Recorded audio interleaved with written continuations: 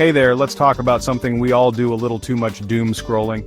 You know, mindlessly scrolling through negative news, toxic social media posts, and endless arguments. It's like watching a car crash in slow motion, except you're actively choosing to subject yourself to the wreckage. It's a habit that can quickly suck you in, wasting your time and draining your energy. You start by checking the headlines, and before you know it, an hour has vanished and you're knee-deep in a Twitter thread about something that doesn't really matter in the grand scheme of things. But here's the thing, doom scrolling isn't just a harmless time suck. It can have serious consequences for our mental health, productivity, and overall well-being. So, in this video, we're going to dive deep into the dangers of doom scrolling, explore practical strategies to break free from its clutches, and reclaim our digital lives. Let's go.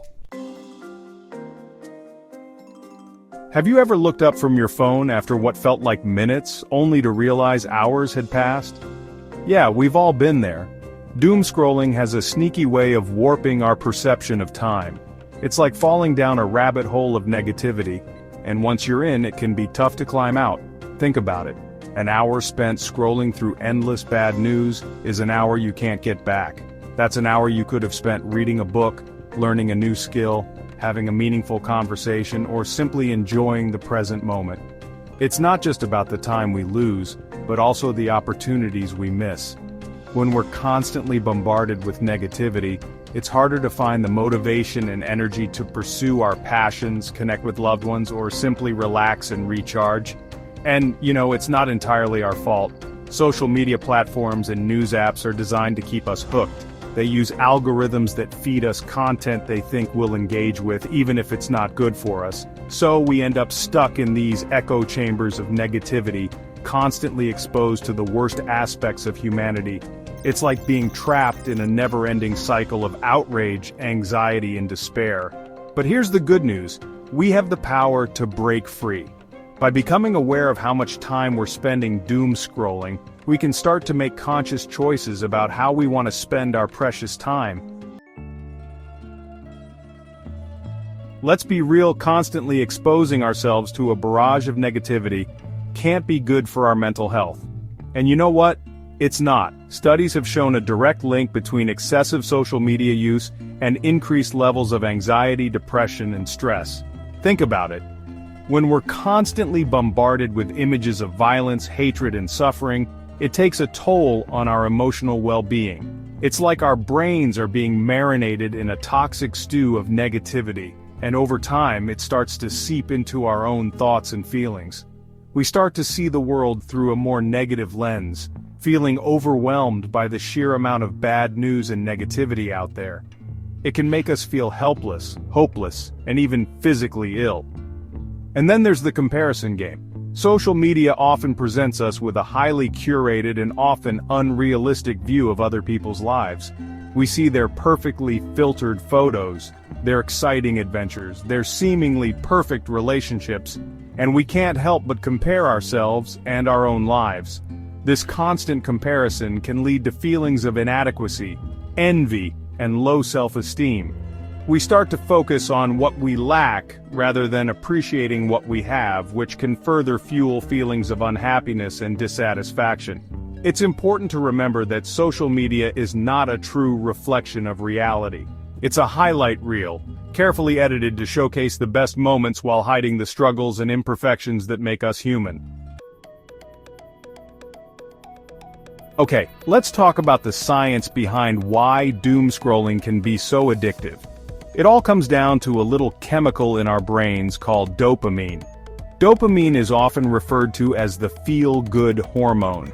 It's released when we experience something pleasurable, like eating a delicious meal, achieving a goal, or, you guessed it, getting a notification on our phones. Social media platforms are designed to trigger dopamine releases. Every like, comment, share, and notification gives us a little hit of that feel-good chemical, which keeps us coming back for more. It's like a slot machine in our pockets, and we keep pulling the lever, hoping for another hit of that dopamine rush. The problem is that our brains can become accustomed to these constant dopamine hits. We start to need more and more stimulation to get the same level of pleasure, which can lead to addictive behaviors.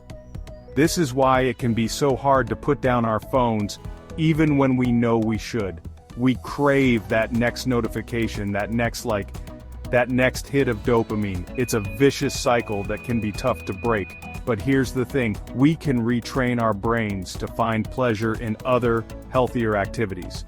We can rediscover the joy of reading a good book, spending time in nature, having a meaningful conversation, or pursuing a hobby we love. These activities may not provide the same instant gratification as social media, but they offer a deeper, more sustainable sense of fulfillment and well-being. Chapter 4: Procrastination. Let's be honest, sometimes doom scrolling is just a socially acceptable form of procrastination. We've all been there, right? We have a deadline looming, a task we're dreading, or a responsibility we're trying to avoid, and what do? We whip out our phones and disappear into the endless scroll. It's a way to distract ourselves from the things we need to do, a way to numb out and avoid uncomfortable feelings. But here's the thing. Procrastination only makes things worse in the long run. The more we procrastinate, the more anxious and overwhelmed we feel, and the harder it becomes to actually get things done. It's a vicious cycle that can leave us feeling defeated and discouraged. The key to overcoming procrastination is to identify the root cause. Are we procrastinating because we're afraid of failure? Are we feeling overwhelmed by the task at hand? Or are we simply lacking motivation? Once we understand why we're procrastinating, we can start to develop strategies to overcome it. This might involve breaking down large tasks into smaller, more manageable steps, setting realistic deadlines, rewarding ourselves for progress, or seeking support from others. Remember, procrastination is a habit, and like any habit, it can be broken with effort and consistency. Chapter 5: Reduced Productivity. In today's hyper-connected world, it often feels like we're expected to be on all the time. We're constantly bombarded with notifications, emails, and messages, and it can be difficult to disconnect and focus on the task at hand. Doom scrolling only exacerbates this problem. When we're constantly checking our phones, we're interrupting our workflow, fragmenting our attention, and reducing our overall productivity. It's like trying to read a book while simultaneously watching a movie and having a conversation. Our brains simply aren't wired to handle that level of multitasking. The constant distractions of doom scrolling can make it difficult to concentrate, remember information, and produce our best work. We end up feeling scattered, overwhelmed, and less productive overall. But there's hope. By setting boundaries with our devices, we can create space for focused work and deep thinking. This might involve turning off notifications, setting specific times for checking emails and messages, or using productivity apps that block distracting websites and apps. Remember, our attention is a valuable resource, and we get to choose how we spend it. By minimizing distractions and creating space for focused work, we can unlock our productivity potential and achieve our goals. Chapter 6: Set time limits.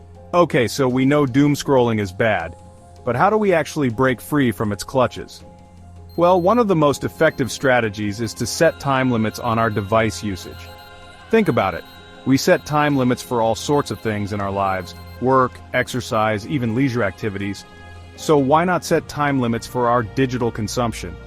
Most smartphones now come equipped with built-in features that allow you to track and limit your app usage.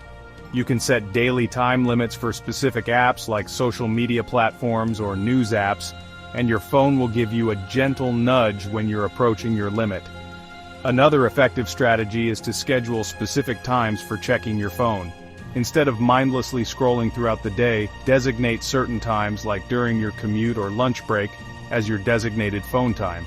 This way, you can still stay connected and informed without letting your phone consume your entire day. Chapter 7: Create phone-free zones. Our homes should be our sanctuaries, places where we can relax, recharge, and connect with loved ones. But too often our homes become overrun with devices, with phones and tablets vying for our attention at every turn. That's why it's important to create phone-free zones. Start by designating certain areas in your home, like your bedroom and dining room, as phone-free zones. These are spaces where you can disconnect from technology and reconnect with yourself and those around you. Imagine sitting down to dinner with your family, and instead of scrolling through your phone, you're fully present, engaging in conversation, and savoring the meal and the company. It's a small change, but it can make a world of difference. And let's talk about the bedroom. Our bedrooms should be our sleep sanctuaries, places where we can unwind and get a good night's rest. But the blue light emitted from our phones can interfere with our sleep patterns, making it harder to fall asleep and stay asleep. By banning phones from the bedroom, we can create a more conducive sleep environment and wake up feeling refreshed and energized. Chapter 8. Mindful Usage. You know, breaking free from doom scrolling isn't just about reducing our screen time, it's also about being more mindful of how we're using our devices. It's about making intentional choices about what we consume and how we engage online. Instead of mindlessly scrolling through social media feeds, ask yourself, what am I hoping to gain from this experience? Am I looking for information, connection, or entertainment? Or am I just trying to numb out and avoid uncomfortable feelings? If you're looking for information, be selective about your sources. Seek out reputable news outlets and websites that are known for their accuracy and objectivity. If you're looking for connection, reach out to friends and family directly. Send a text, make a phone call, or better yet, schedule a video chat or an in-person hangout. And if you're looking for entertainment, there are plenty of offline options available, like reading a book, watching a movie, or pursuing a hobby. Chapter 9. Digital Detox. Sometimes the best way to break free from doom scrolling is to take a complete break from our devices. I know it sounds scary, but trust me, it can be incredibly liberating. Think of a digital detox as a way to hit the reset button on your digital life. It's a chance to disconnect from the constant barrage of information and stimulation and reconnect with yourself, your loved ones, and the world around you. Now, a digital detox doesn't have to be a week-long silent retreat in the wilderness, though that does sound kind of amazing. It can be as simple as taking a few hours away from your phone each day. Go for a walk in nature, read a book, have coffee with a friend, or simply sit in silence and enjoy the present moment. You might be surprised by how much you enjoy the break. The key is to find what works best for you and your lifestyle. Start small, and gradually increase the duration of your digital detoxes as you feel more comfortable. Chapter 10. Curate your content. One of the most empowering things we can do to combat doom scrolling is to take control of our online environments. We have the power to choose what we consume, who we follow, and how we engage online. Start by unfollowing or muting accounts that consistently bring you down.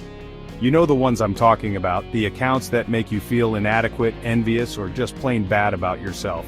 Life is too short to fill your feed with negativity. Instead, seek out accounts that inspire you, motivate you, make you laugh, or teach you something new. Fill your feed with positivity, creativity, and joy. Follow artists, writers, activists, entrepreneurs, people who are making a positive impact on the world. Remember, your online environment should be a reflection of your values and interests. It should be a place where you feel informed, inspired, and connected. Outro: reclaiming your digital life. Remember, you're not alone in this battle against doom scrolling. Millions of people worldwide are struggling with the same issue. By taking these steps, you're not just improving your digital well-being, but you're also investing in your overall mental health and happiness. The key is to be patient with yourself. It takes time to break a habit, so don't get discouraged if you slip up. Just pick yourself up, dust yourself off, and keep moving forward. Ultimately, the goal is to find balance and harmony in your digital life. By being mindful of your screen time, curating your content, and prioritizing real-life experiences, you can break free from the cycle of doom scrolling and live a more fulfilling life. So let's take control of our devices, not let them control us. Let's choose hope, positivity, and real-life connections.